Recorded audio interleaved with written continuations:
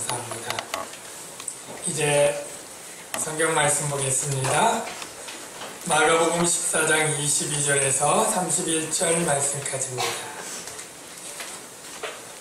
마가복음 14장 22절에서 31절 말씀까지 교독하겠습니다. 그들이 먹을 때 예수께서 떡을 가지사 축복하시고 떼어 제자들에게 주시며 이르시되 받으라, 이것은 내 몸이니라 하시고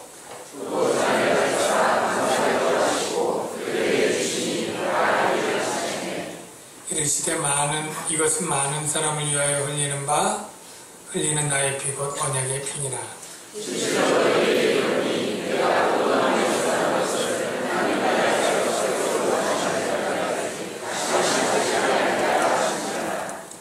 이에 그들이 장미하고 감람산으로 가니라.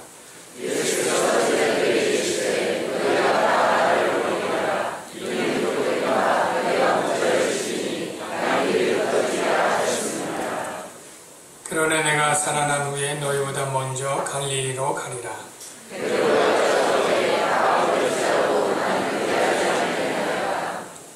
예수께서 이르시되 내가 진실로 내게 이르노니 오늘 이 밤 닭이 2번 울기 전에 네가 3번 나를 부인하리라. 내가 스님께 말하되 내가 주와 함께 죽을지언정 주를 부인하지 않겠나이다 하고 모든 제자도 이와 같이 말하니라. 아멘. 네, 우리 좌우에 사랑합니다 라고 인사하겠습니다. 사랑합니다. 이 성가대 조명은 꺼주셔야 될 것 같아요. 여러분, 참 명절도 앞두고 또 매주 이렇게 하는 일이지만 매주 이렇게 주일날 예배 드리러 나오고 또 헌금도 드리고 봉사도 하고 이런 일들이 쉽지 않을 수 있는데 어떻게들 그렇게 잘 하실 수 있습니까? 여러분들이 지금 집에서 쉴 수도 있고 가족끼리 어디서 풍도 갈 수 있고 또 소파에 침대에 하루 종일 늦잠 자면서 TV 보면서 쉴 수 있는데 이렇게 일찍부터 서둘러서 교회에 나오는 것 무슨 이유가 있습니까? 옛말 아니라 안 믿는 사람들이 교회 가면 떡이 나오냐 밥이 나오냐 이러면서 했던 말 우리가 다 들을 때 정말 여러분은 교회 밥 먹으러 오시는 것은 아닐 텐데 무엇 때문에 이렇게 힘들게 교회 오시고 예배하시고 봉사하십니까? 여러분, 이런 질문을 스스로 다 해보신 질문이고 하겠지만 또 잊어버리죠. 그래서 어느 날 갑자기 내가 교회 와서 예배는 드리는데 내가 왜 여기 있지? 내가 왜 힘들게 이렇게 하지? 하는 질문을 던지고는 답을 자기가 못 찾는 경우가 있을 수 있거든요. 여러분, 답을 가르쳐 드리겠습니다. 우리가 이렇게 힘들지만 예배를 드리고 신앙생활을 하는 이유는 복을 받기 위함이 아닙니다. 행복하기 위함, 구원받기 위함이 아니고요. 구원받았기 때문이고 복을 받았기 때문입니다. 그것이 너무나 기쁘고 감사해서 가만히 있을 수 없어서 구원해 주신, 그리고 나에게 은혜와 생명과 영생을 주신 하나님께 감사하지 않으면 안 될 수 없는 이 마음의 감동으로 우리가 이렇게 나와서 앉아 있는 줄로 믿습니다. 오늘 성경은 예수님이 우리를 어떻게 구원하셨는가에 대한 내용이 핵심입니다. 그래서 우리가 성경을 통해서 주님이 나를 어떻게 구원하셨고 그것이 왜 은혜가 되는지를 살펴서 참 그 은혜에 감사하고 또 보답하는 삶을 살아야 되도록 하는 책인데요. 오늘 말씀을 보면 바로 예수님이 구원하시는 그 핵심 사건으로 진행되고 있습니다. 오늘 본문은 우리가 주의 마지막 만찬으로 알려진 그 사건하고 수제자인 베드로가 닭이 2번 울기 전 3번 부인하는 그 내용이 나옵니다. 먼저 배경을 정리를 하면 이 날은 바로 계속 얘기한 것처럼 6월절 음식을 먹기 하루 전인 목요일 밤 저녁입니다. 6월절 양식은 양고기가 있지만 예수님은 양고기 없이 전날이니까 바로 만찬을 합니다. 여러분 성만찬하고 성찬하고 차이점을 알고 계시나요? 글자가 다릅니까? 네. 차이가 있습니다. 성만찬은 제자들과 함께 하는 식사가 성만찬이에요. 가룟 유다는 성만찬까지 참석을 합니다. 그런데 식사 도중에 이제 가룟 유다 나가고 이것은 내 몸이고 내 피라고 기념해서 제정하는 것이 성찬입니다. 그러니까 오늘날 우리는 성만찬을 하는 게 아니라 주의 성찬을 기념해서 우리가 하는 것이죠. 그것을 혼돈 없이 이해하시기를 바랍니다. 보통 이 성만찬을 할 때 예수님은 6월절 음식 먹는 규정을 따라서 진행을 했다고 보여집니다. 6월절 음식 먹을 때 포도주 잔을 4번 들게 되는데 첫 번째 잔을 들고는 정결례를 하게 되어 있습니다. 그래서 예수님이 세족식한 게 바로 이 타임입니다.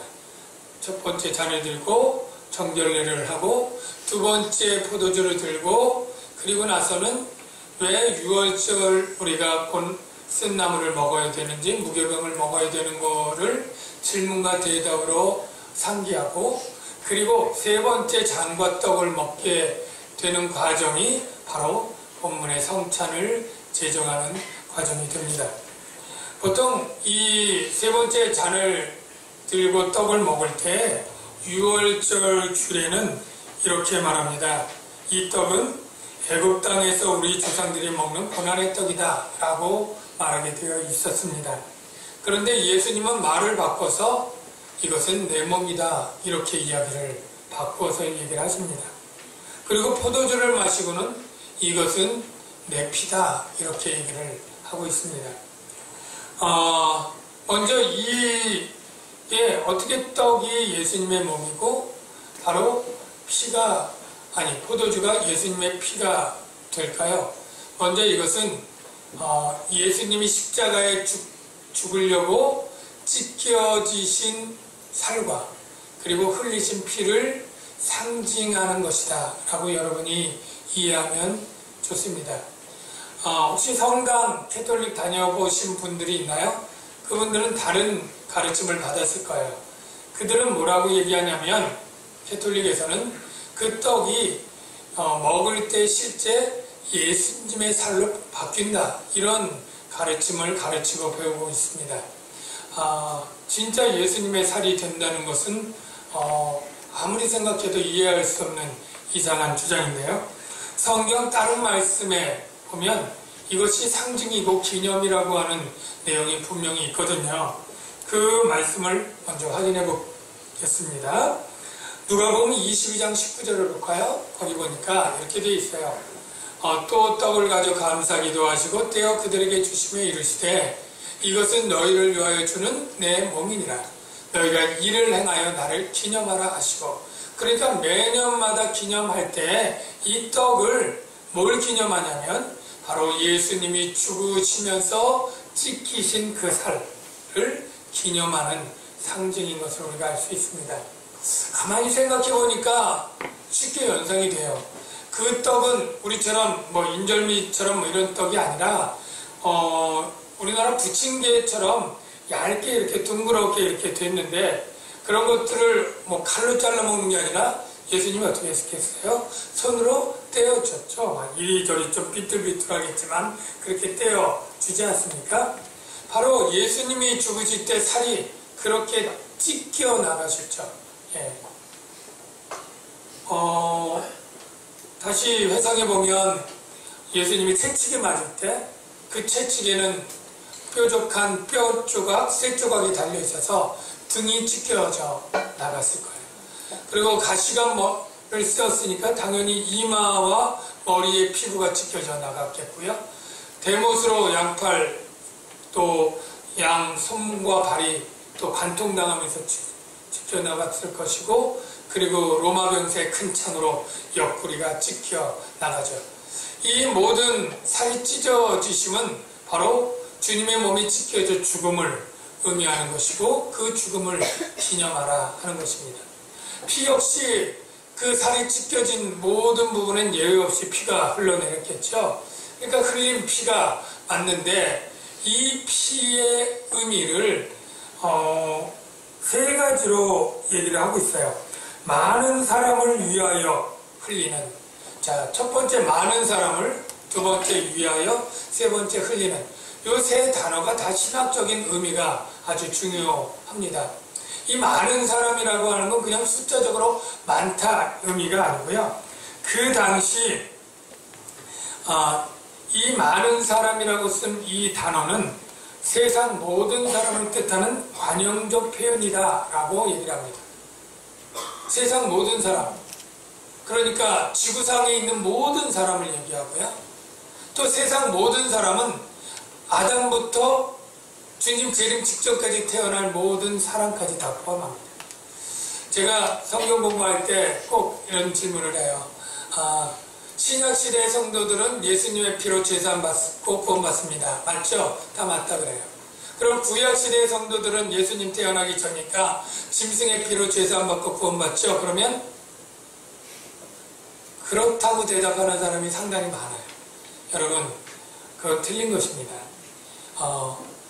예수님 오기 직전 2000년 전에 태어난 사람이나 예수님 온 후에 2000년 후에 태어난 사람이나 모든 시대의 모든 사람 다 예수님의 피로 제사함 받고 구원받는 것이에요. 구약의 성도들은 조금 가치가 적기 때문에 짐승의 피 정도로 제사함 받고 구원받을 수 있다면 구약 성도들 얼마나 자존심 상해하고 기분 나빠하겠어요. 오직 사람의 생명을 구원할 수 있는 것은 무만 하나님의 아들 예수 그리스도의 피 외에는 없습니다. 황소와 염소의 피가 능히 죄를 사했다면 예수님이 다시 올 필요가 없겠죠. 그러나 그것은 모본이고 예표고 그림자에 불과하고, 실제는 예수님이 오실 예수님의 피가 구약 성도 믿음으로 바라본 그들의 죄도 사할 수 있었다라는 사실을 여러분이 분명히 아시기를 바랍니다. 그래서 이 많은 사람은 그냥 숫자적으로 많은 사람이 아니라 지구상에 태어난 모든 사람을 포함하되 차별이 없습니다. 인종, 민족, 성, 신분, 고아, 빈부 다 차별이 없습니다. 오직 한 가지 조건이 있어요. 뭐요? 예수를 구주로 믿는, 믿음을 가진 사람 차별 없이 모든 사람 위에서 흘리는 피다라는 것이고요.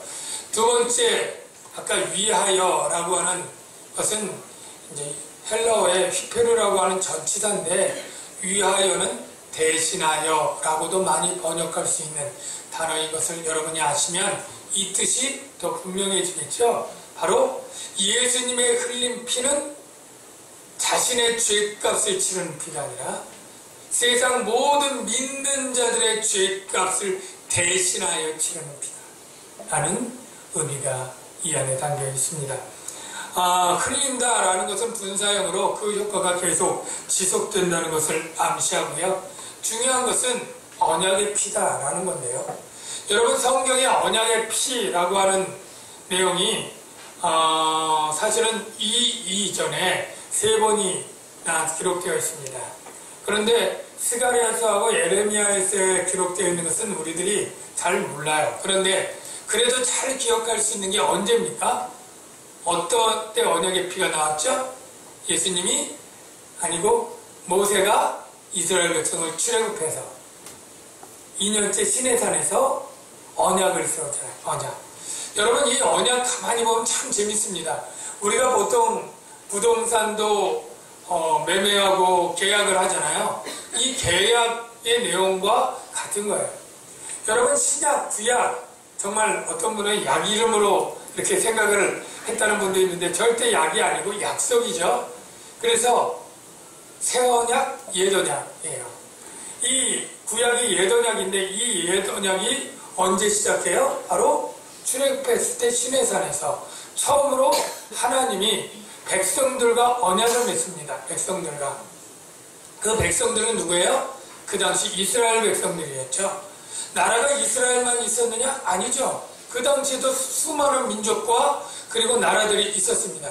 그런데 이스라엘 백성을 종에서 구출하고 그들과 계약을 맺는데 계약의 내용이 뭐냐면 네가 계약되면 내가 세상의 많은 나라도 다 내가 소유하지만 내가 특별히 네 이스라엘 백성의 하나님으로 내가 너희를 돌보고 다스리고 지도해 주겠다.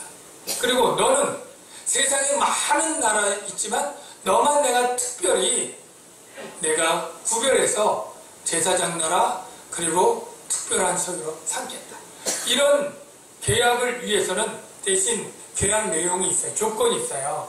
우리가 집이나 부동산 할 때도 뭐 여러 가지 뭐 계약 조건들이 있잖아요. 똑같이 있습니다. 그 조건이 뭐냐면 바로 십계명과 언약서죠.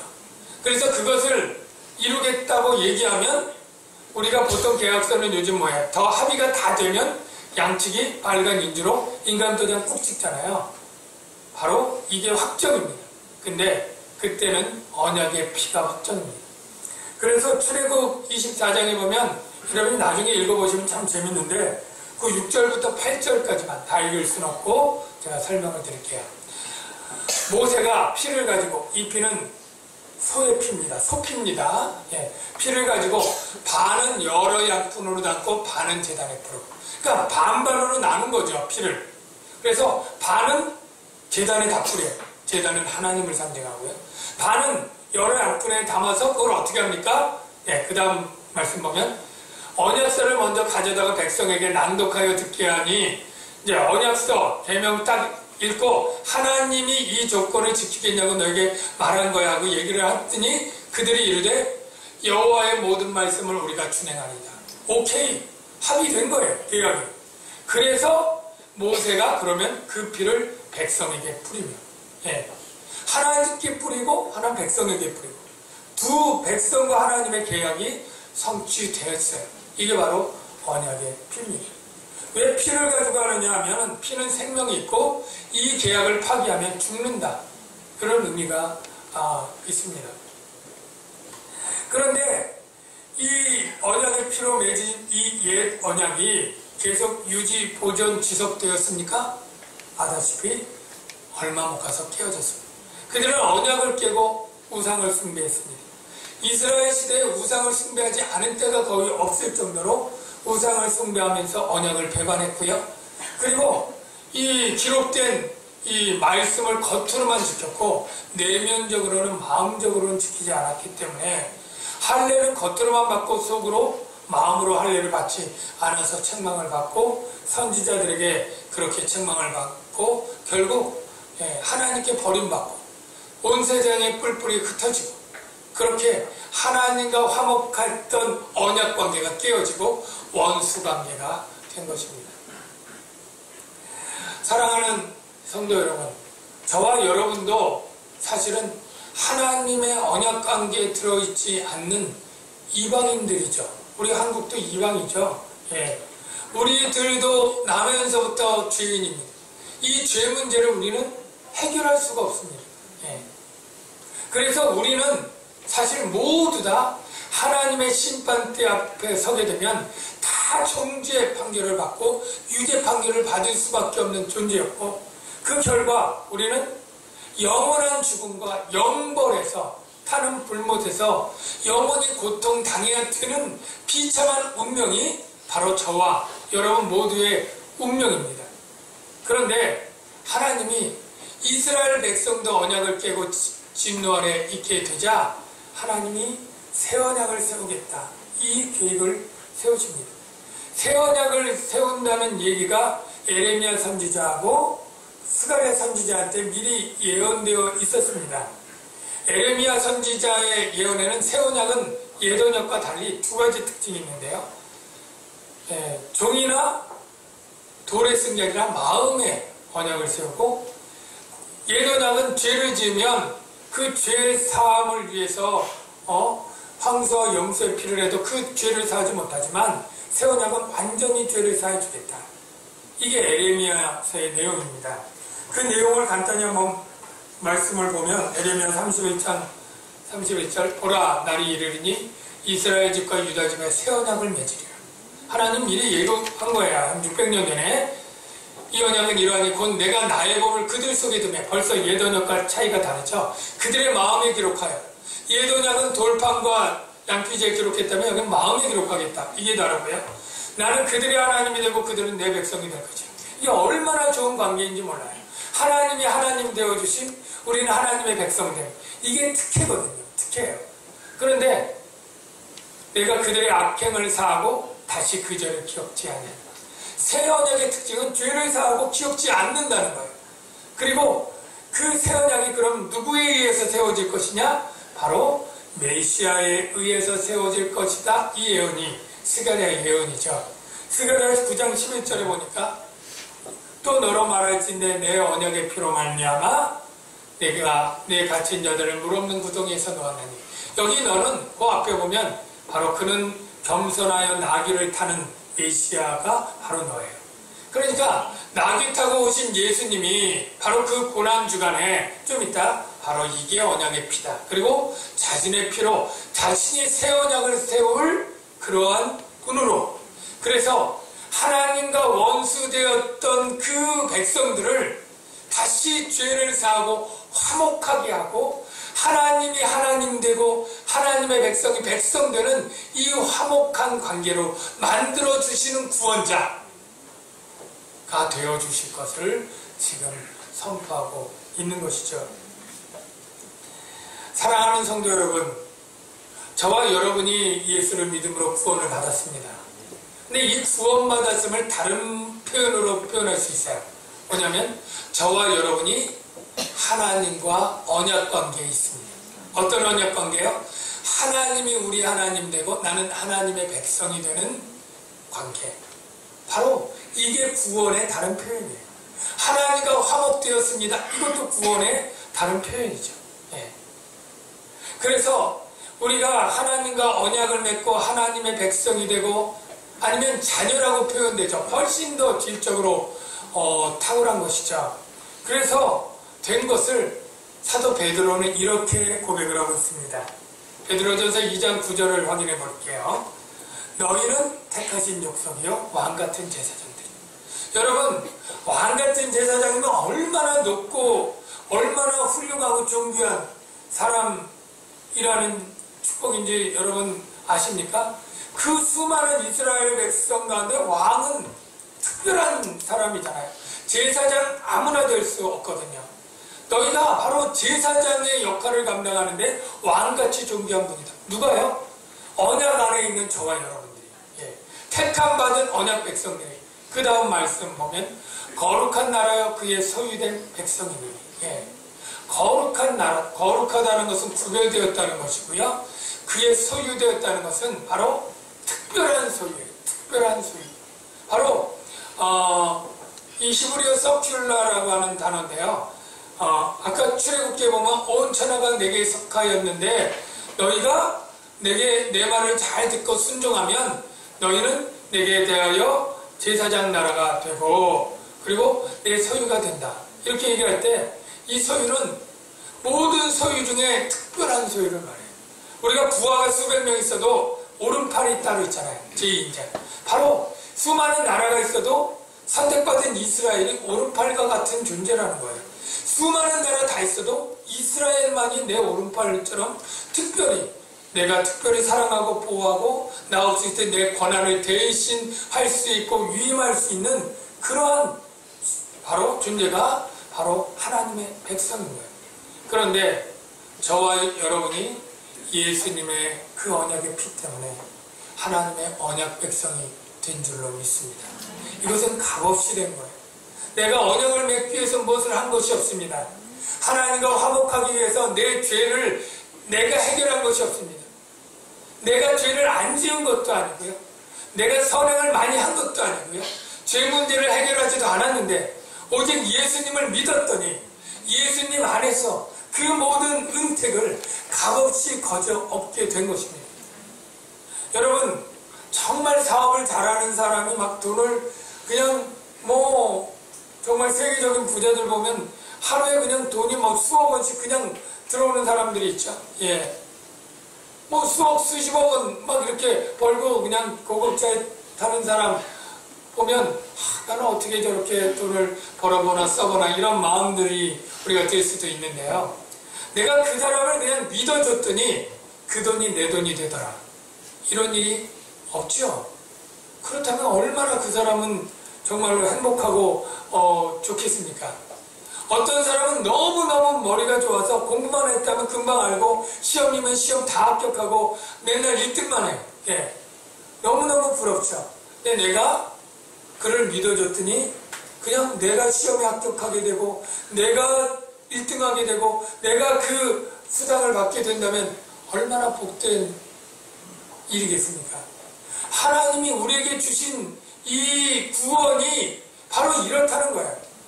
내가 십자가에 달렸습니까?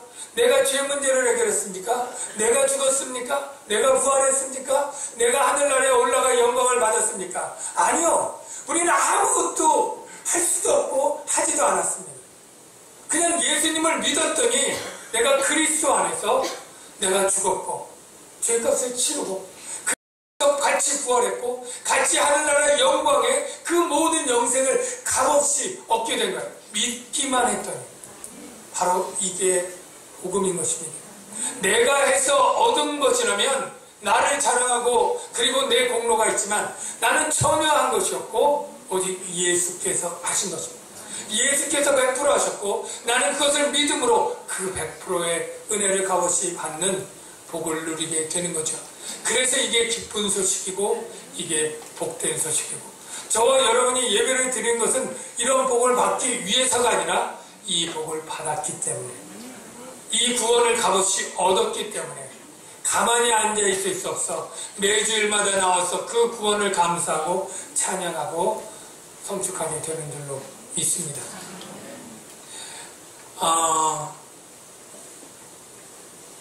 찬미하고 감람산으로 갈 때 예수님이 제자들에게 너희가 다 나를 버린다 라고 얘기를 했습니다.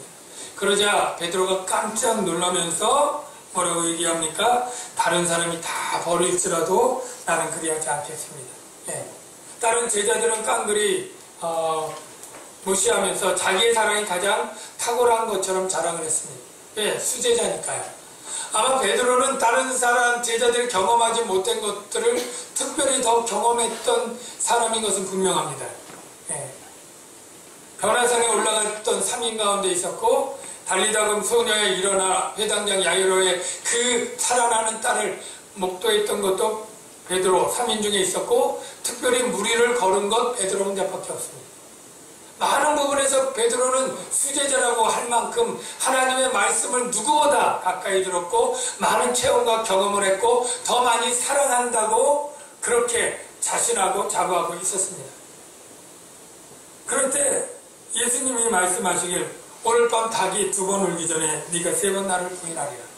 여기 닭이 2번 온다는 걸 저는 처음에 옛날에는 꽃기어 닭이 이렇게 2번 오는 줄 알았습니다. 혹시 여러분 중에도 지금도 그런 분 있을 텐데요. 2번이 아니고 2번째 오는 겁니다. 정확히. 그러니까 예루살렘에 닭이 2번 울었다 그래요. 첫 번째는 자정에 울었다 그래요. 자정에는 시간을 알려주기 위해서 일부러 울렸다 그래요. 꼬집었는지 어떻게 했는지 모르겠는데 하여간 닭이 강제로 울려서 자정을 알렸고요. 2번째 울음은 새벽 되면 자연스럽게 닭이 우는.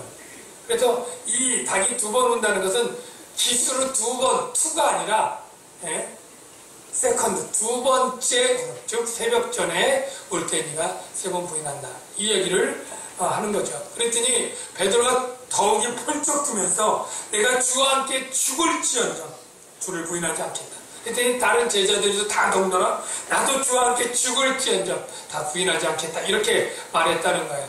그러나 우리가 31절에 말이 있지만 50절 19절만 넘어가면 다 예수를 버리고 도망하게 되는 내용이 나오죠.